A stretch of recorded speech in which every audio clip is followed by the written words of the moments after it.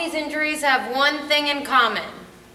Ligament tears, Achilles tendons, broken bones, plantar fasciitis, knee pain, pulled muscles, tennis elbow, dislocation. That thing is force. And I'm telling you this because nobody, I'll put money on it, nobody's ever told you why injuries actually happen. How they occur. We think a lot about them as bad luck, like my ankle hit this rock and it rolled a little bit or something of that nature. It's much more than that. You know, with things that you can control, and one of them is how healthy the muscular system is, because they are your first line of defense against external forces. So when the external force, meaning your head hitting the ground, your foot hitting the ground, if you don't absorb that, or your muscles don't absorb that, soft tissue is the thing that tears. Okay?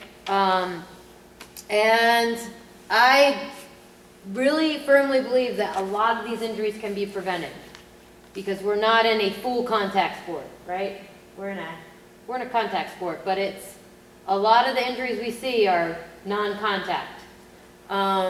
Okay, so takeaway is the better your muscles work, the more force you can handle, the less likely you will be injured. Okay. And then how do you increase that resistance to injury? I have two columns up there. One says avoiding fatigue. Fatigue meaning the accumulation of tiredness. So when the legs are heavy, when your muscles are sore, that's an accumulation of fatigue. You did too much and you didn't rest. And like, how do we,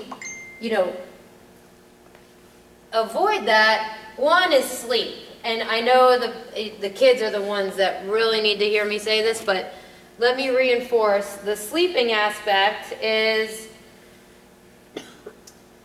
if you're an athlete and you sleep 8 hours a night, that alone can decrease your injury risk by 68%.